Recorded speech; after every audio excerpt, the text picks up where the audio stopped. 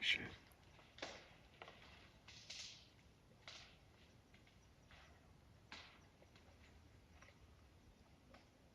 Wow, they're fighting right there.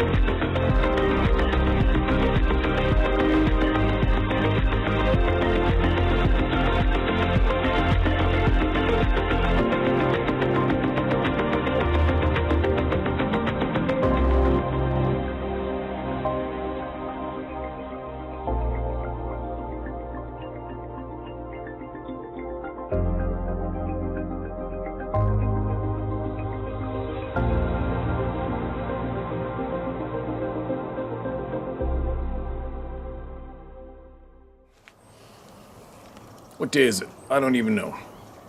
I haven't really had a clue what day it was for a couple weeks. Alright, so forgot to mention a while back. So I think it was over a week ago anyway. I posted up a short video to show you what something that 100% weighs over 1,000 pounds sounds like when it breaks tree branches. I don't know how many people have reported in, shared their experience of hearing trees being broken and, quote, like a freight train going through the forest, end quote, and then being accompanied with a sighting of one of these hairy people that are very real and living in the forests in North America and around the world, right? And what happened to me one morning, I was going down the road on my quad early in the morning to get somewhere, ran into a cow moose. She just stood there looking at me, so I'm like, oh, she's got a calf for sure. That's one of the most dangerous animals you can go near, is a cow moose with a calf. They'll basically stomp your head and kill you dead. So I stopped to let her do her thing, and then I moved up another 20 yards, looked to my left, there's another moose. So I shut the motor off, and here's a young 2-point bull. I'll show him to you here, why not? So I'm videotaping him. And then I can hear, I think, 3 other moose calling down below in the spruce forest. So obviously I can't help myself and start calling them in. So one bull comes up, I think, and then another one came up, and there's another one coming from off in the distance, and the one that came up to me spun around to go face off with him. And one thing where I screwed up, see, it's illegal to have a loaded firearm on a motorized vehicle in British Columbia, so I don't have any bullets in my rifle. And the one particular bull, he comes walking up and he's got a branch hanging off his antler. And I think I'm just standing wide open in the middle of the cut line. Like 100% human being. There's not even a branch between us. So he comes up, looks at me. His neck is swollen right out. And so I let another call to him, standing there as a human being. And then he tips his ear back and gives me the sideways look. And I'm like, oh shit. And then I realize, oh no, this guy's, if he goes into stampede mode, he has my ass. He's going to own my ass right now, nothing I can do about it. So I just checked my gun real quick to make sure I got some safety in there. Uh-oh, gun's not loaded. Shit, the bullets are in my pocket.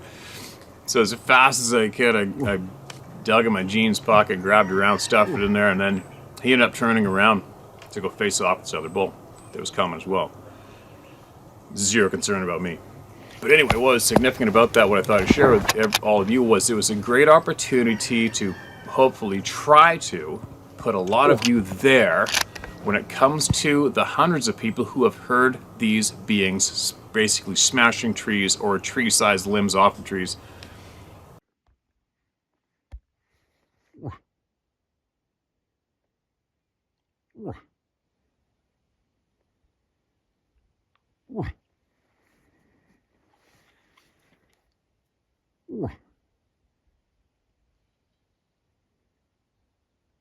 How's that tree doing on your antler?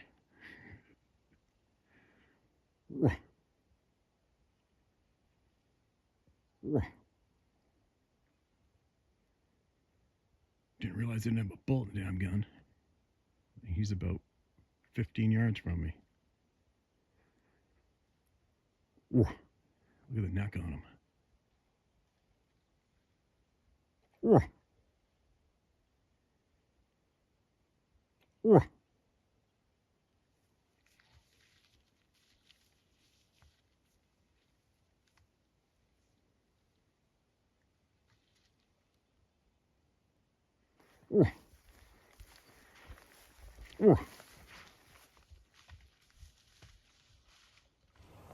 And these guys either came together and clashed in a little bit, or else this one big bull went down there and just unloaded his aggression on a tree, and he did some major serious limb snapping down there. And I caught it all on video, but I only had my phone. I didn't have my video camera in my pocket, which I normally do. So I used my phone. Kind of bugs me because normally automatically I stick a high-def video camera in my pocket at all times, no matter where I am, fishing or hunting. But I got it on the cell phone anyway. And it picked up the audio pretty good. So that's what that short video was about. I was trying to show everyone what it must be like to hear those massive branches being broken in the forest in front of you. Right? Pretty intimidating, isn't it? And coincidentally, for comparison, that is a 1,000-pound plus animal doing that damage to the trees. So here comes another one. It's going to be a fight.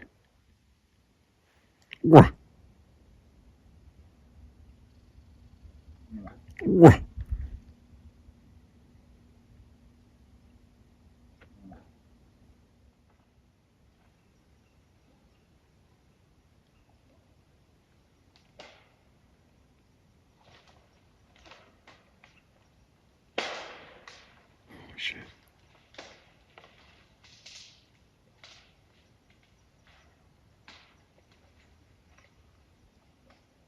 Wow, they're fighting right there.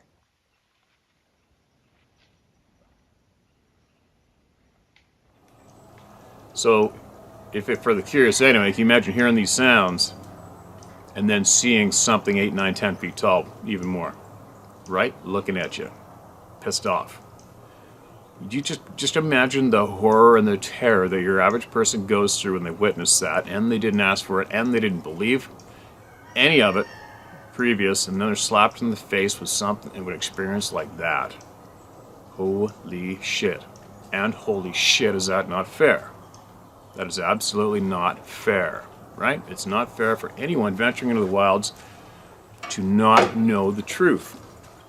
Well, then again, I mean, let's face it, the more we learn every single day, the more we all are learning that we have not been told the truth about anything, right? Unfortunately. So that's why we're here again. But anyway, so I'll lace up these video clips together so that you can see exactly what happened, the full sequence, and have a go at that and picture. But when it comes to the noise they're making down in the timber, picture you being there alone, and all of a sudden you see a massive hairy hand or arm or leg that's probably 4 times the size of yours, and it's snapping trees off. Picture that while that noise is going down. Not too cool, right? And then picture being that person and going home and telling everybody honestly because you're in shock, and they all laugh at you. They'll start calling you names and laughing, ridiculing you, talking behind your back. People snicker at you in the small town you're from, maybe in school, your coworkers, they laugh at you. Then you got to deal with that, right? Absolutely ostracized from your peanut head community. And you didn't ask for any of it. You didn't ask for any of that shit. It's got to be so freaking frustrating, such a lonely place to be in, getting slapped in the face with these experiences and then shit on. To top it off, where you think you're probably in a safe place, whether it be family, or work, or your community, or even the police. And then next thing you know, you got nowhere to go, right? And you start questioning your own sanity. Did I really see it? Am I going crazy? What's wrong with me? Lots of people start drinking. Lots of people suffer PTSD. Lots of people suffer depression, and we've even heard of people killing themselves. That's bullshit. But anyway, so while I'm sitting here, yes, that's my poultry barn I built back there. It's got all the chickens and turkeys in it. The chickens are nearing ready time to be harvested, processed, whatever you want to call it. So, who do we got? Excuse me. Here's a chunk of an email. It's titled, I apologize for first one. Steve, I want to just start by saying thank you for being there for all of us. We definitely appreciate you. And sorry about the first time I ever wrote to you. I didn't put the punctuation marks where they belong, etc. All good, man. Now onto a little bit of a hell of a lot more of... Sorry. Now onto a little bit of a hell of a lot of some things that have happened to me in the last 44 years. This definitely isn't the first one and has been the last. But this time last year, myself, my son Alex, and a friend of mine, Austin, went out to one of the ridges called Beauty Ridge to do some root digging. We got out there to the cemetery where Austin family's buried at the park there. We walked over the hill and down into the holler. Well, as you start over the hill, there is a road that cuts through that. We ride four-wheelers and dirt bikes, etc. Well, neither Alex or Austin have never dug roots before. So, I was showing them what's what. All once, Alex spoke up and said, what happens if we run into the Bigfoot, Dad? I told him, son, we don't talk about that out here. We don't even try to think about that while we're out here. Now, I know a lot of people that can't get it out of their heads, but for some reason, I'm just used to it. But, on another note, I never thought what was about to happen, what happened. We run into some cohosh. I show them what it is. I tell them, well, let's walk up and around this way and we'll cut over to the next holler. Well, Austin spoke up and took us down one of the trails that he thought led back around towards the car. I tried to tell him it didn't, but it was okay. We was root digging anyway, and we was there to enjoy ourselves. So we come up out of the holler. We walked probably 100 foot. The damnedest smell ever hit us right in the face. I already knew what it was. Alex did too. But there was no fear, so we went on to her right, out the trail. So we went on to her right, out the trail. We come to this curb that went back to the right. As soon as we walk around this curb, there were 7 different whistles, 5 to the left, 2 to the right, trying to mimic birds. The very last one went from a whistle to one of the damnedest growls you ever want to hear. I turned to my right. I said, look, we're not here to hurt you or nothing in that nature. We mean no harm. We're leaving. Austin had his little handgun with him, like a little .22. It wasn't bigger than your hand. And I told him, whatever you do, do not pull that gun out. I didn't realize how bad this was messing with him. So I'll tell him, let's go now. This thing's still growling. We take all back the same way we come. When we started walking, Austin was in front, Alex in the middle, and I'm in the back. By the time we get back around this curve, we stop again and realize Alex somehow got behind me. I looked back and asked him, son, why are you slowing down? How in the hell did you get behind me? I reached out and grabbed him, pulled him around in front of me. This pissed me off. So I turned, facing my left side, looking into the woods where these things were. And I said, you're going to kill me. You're going to kill him, talking about Austin, but I'll be damned if I let you kill my son. I don't know how, but I swear I'll kill you too. We will all die today, but my son will live. It went from a deep growl into a real low-pitched growl. We started walking, made it back out to the main four-wheeling road, and it finally quit growling at us. Them boys would not go back up in the woods. not even 50 feet. You could see the cemetery and right where the car was parked. They would not get through it. They stayed on that road and had to walk all the way back around, and I stayed with them. This creature never really showed itself. Just a brief glimpse of itself. And there's no doubt in my mind it was the leader of either the tribe or it had little ones, but them other whistles didn't sound so little. I've learned when there's small ones around, especially baby ones, them things can be very vicious. Austin hasn't went back in the woods since. He owns a lot of guns now. 2 hours after I dropped him off at his house, and the man didn't really say one word there. He called me and told me he was sorry for not believing me. I told him that he was fine because I understand. That was my son's first encounter out in the woods, but it wasn't his first sighting. He's all about it. And just so you all know, Alex is autistic. Was it coincidental? I don't know. My name is Jamie Douglas. I appreciate you taking out of your life to read my story and share it with the rest of the world. I'm sorry that it was so long, but this is just one encounter of so many. Thank you, Steve. Keep doing what you're doing, buddy. You're helping a lot of people, and thank you. And there's a P.S. This is just for you, Steve. Please do not share at this time. All right, give me a second. Okay, man, gotcha. I read it. Appreciate it. And if you want, all you have to do is send this video to your contacts that you mentioned in the rest of your email and let them watch it.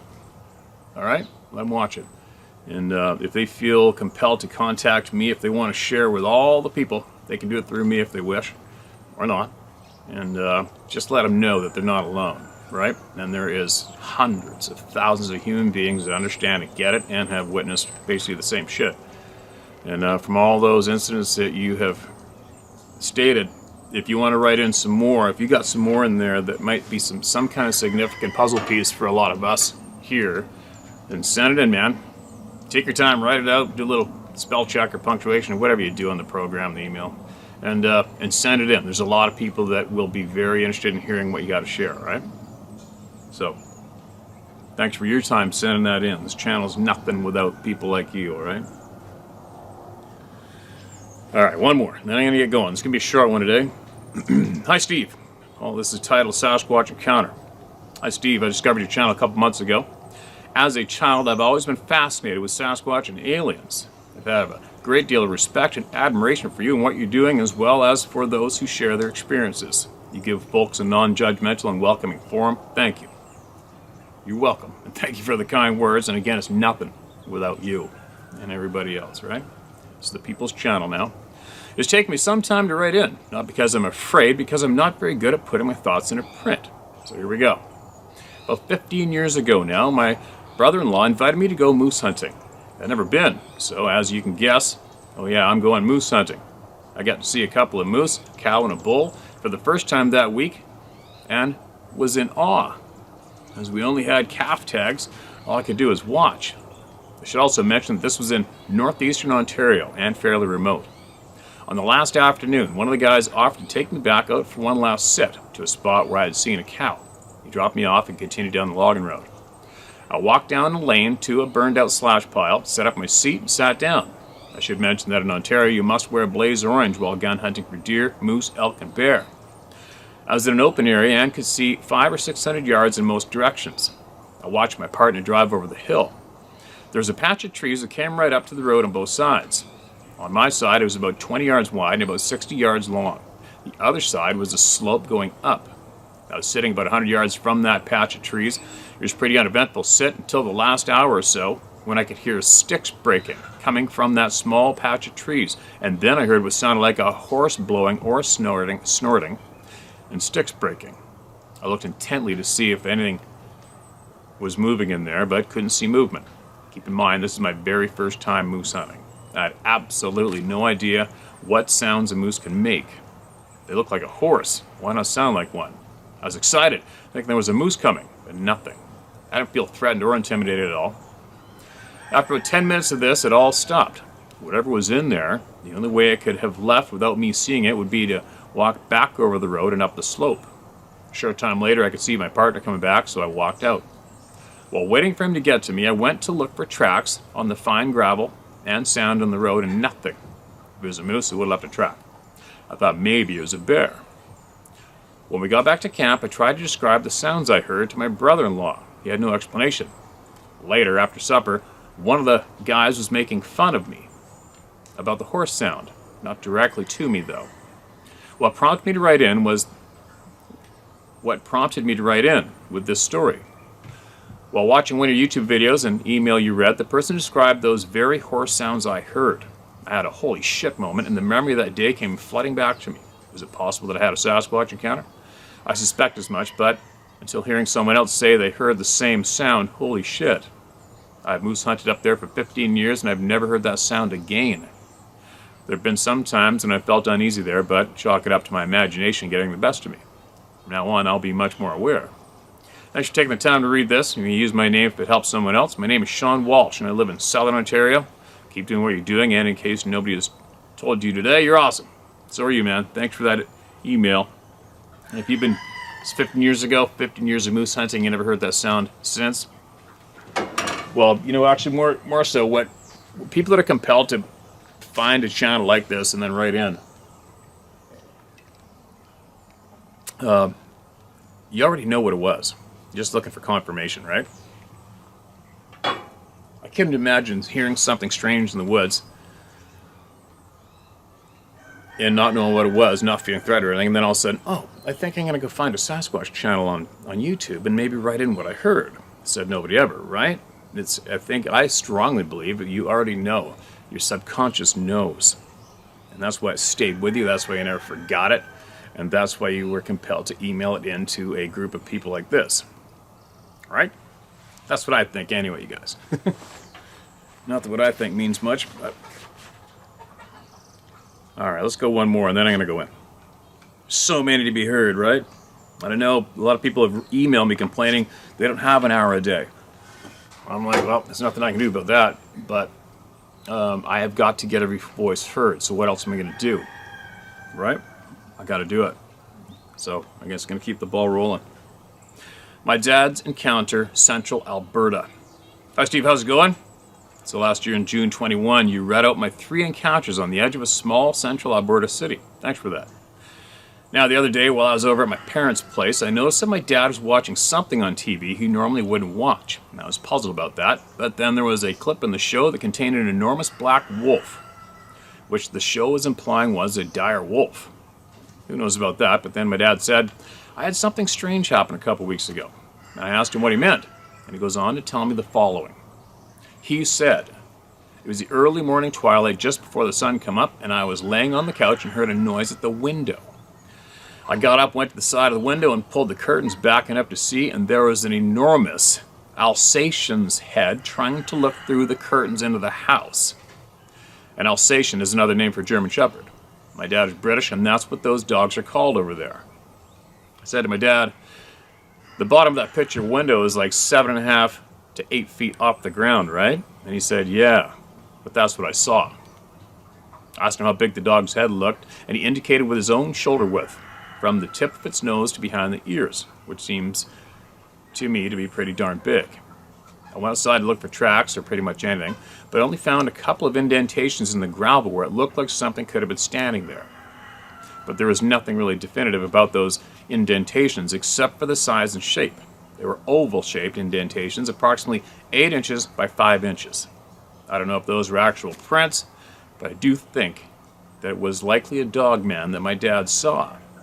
So, draw your own conclusions as to what my dad saw.